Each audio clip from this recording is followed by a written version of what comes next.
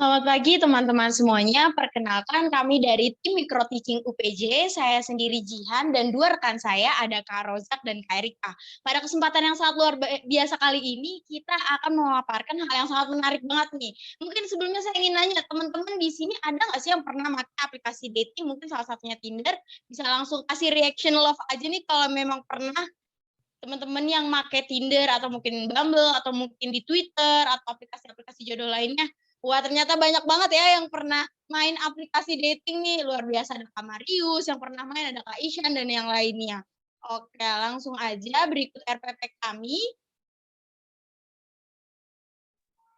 Nah, teman-teman, ternyata dari bermain aplikasi kencan ini banyak banget loh teori komunikasi yang kita terapkan atau kita gunakan.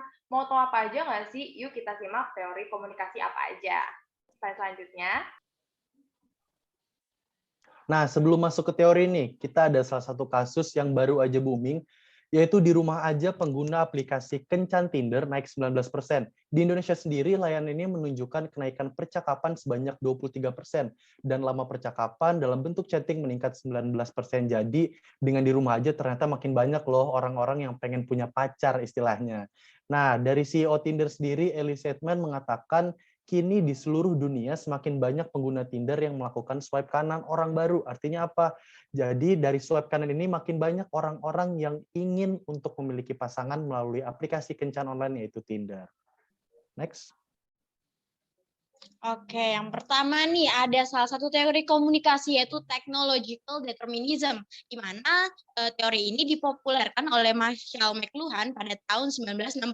Singkatnya, teori ini adalah technology shaped society. Jadi teknologi itu membentuk dan membuat kebiasaan-kebiasaan di masyarakat. Nah, pada teori ini ada 3 tahapan nih, teman-teman. Yang pertama, di mana teknologi yang dimunculkan itu merubah kebudayaan masyarakat. Dari budaya yang berubah, merubah kehidupan masyarakat. Dari kehidupan yang berubah, teknologi itu membuat masyarakat menjadi ketergantungan.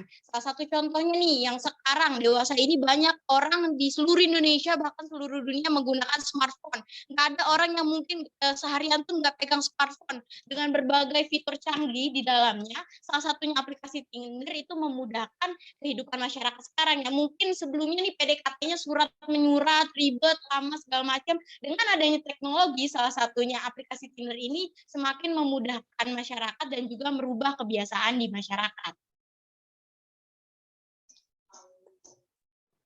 Oke, selanjutnya ada teori Computer Mediated Communication, merupakan sebuah teori yang dikemukakan oleh John pada Desember tahun 1977.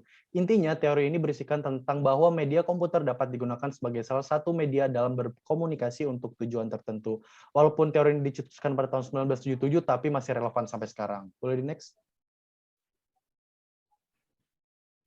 Nah, kaitan Computer Mediated Communication dengan aplikasi Tinder, teori ini relevan karena ternyata proses komunikasi yang dilakukan mulai perangkat komunikasi, yaitu aplikasi mobile phone, digunakan oleh banyak pengguna untuk tujuan mencari pasangan melalui aplikasi ini. Boleh di next?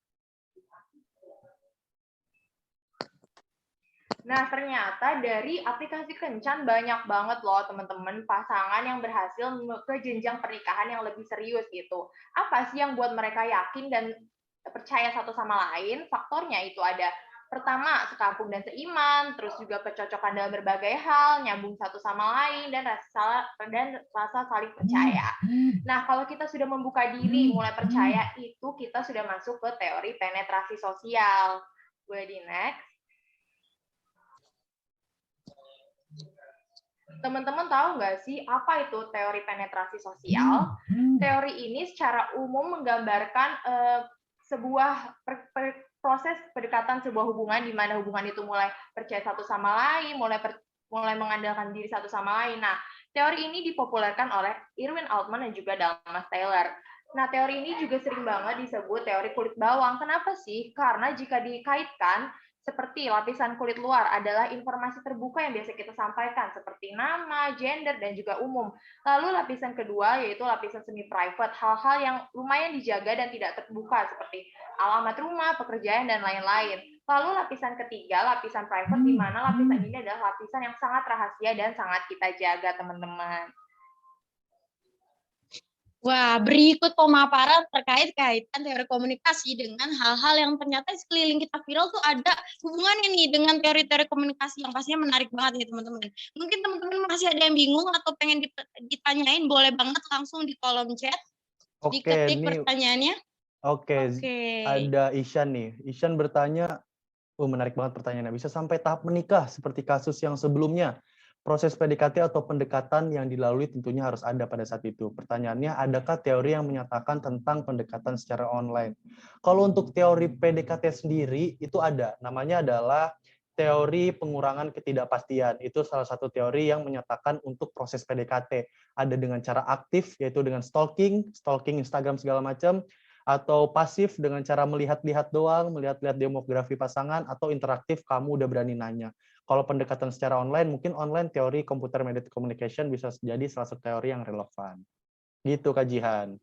Oke, luar biasa nih, jawabannya menarik banget dan relate banget nih dengan generasi sekarang ini. Semoga menjawab ya Kak Ishan. Nah, dari Kak Erika sendiri nih, mungkin ada pertanyaan buat teman-teman sekalian buat nguji kira-kira udah paham belum sih? Nah, untuk mastiin kalian udah paham atau belum nih, aku punya pertanyaan. Pertanyaannya yaitu, pembukaan jati diri dan saling percaya satu sama lain, itu kan udah kita bahas ya tadi. Nah, itu tuh masuk ke teori yang mana sih? Oke, Marius, coba. Teori penetrasi sosial. Wah, bener banget Marius. Itu masuknya ke teori penetrasi sosial ya.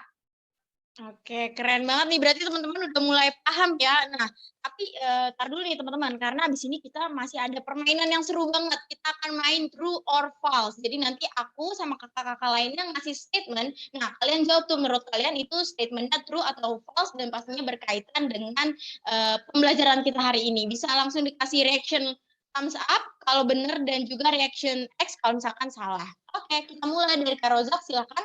Oke, untuk pernyataan pertama, apakah benar atau salah teori computer mediated communication adalah sebuah teori yang menyatakan bahwa komputer sebagai media untuk digunakan oleh manusia untuk berbagai tujuan tertentu? Coba benar apa salah? Oke, mungkin bisa di-react teman-teman sekalian biar kita tahu. Oke, udah pada mulai nge-reaction nih, Kak. Oke, ada yang jawab salah, ada yang jawab benar. Tapi kebanyakan udah pada paham semua nih, Kak, kayaknya. Gimana nih jawabannya, apakah true or false? Jawabannya adalah benar. Computer mediated communication untuk komunikasi melalui komputer dengan tujuan tertentu. Benar banget. Berarti teman-teman udah makin paham nih ya. Lanjut aja mungkin statement selanjutnya Kak Erika.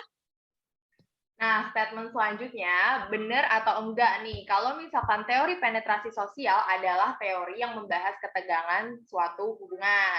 Benar atau enggak nih, teman-teman? Oke. Ada yang jawab salah, ada yang kasih reaction X, ada yang thumbs up juga. Kira-kira apa nih ya yang benar? Oke, ditunggu nih teman-teman yang lainnya reactionnya. Oke, Kak Erika, mungkin langsung aja nih kira-kira jawabannya true or false? Jawabannya false, teman-teman, atau salah. Karena teori membahas ketegangan tuh nanti akan kita bahas di pertemuan selanjutnya ya, yaitu teori dialektika relasional. Bener banget nih. Mungkin Kak Isyan udah ngerti banget nih, dari tadi belum ada salahnya nih. Oke, statement terakhir nih dari aku ya. Nah, kira-kira nih, apakah teknologi itu bisa berdampak kepada kehidupan masyarakat atau enggak nih? True or false nih? True or false ya, kira-kira teman-teman. Oke, udah mulai pada reaction. Oke, bener banget nih. True ya teman-teman jawabannya. Buktinya realitanya sekarang kita ketergantungan nih sama teknologi. Dan banyak karena teknologi merubah kebiasaan-kebiasaan kita. Oke, mungkin untuk pembelajaran dan pembahasan kali ini kita sudahi saja.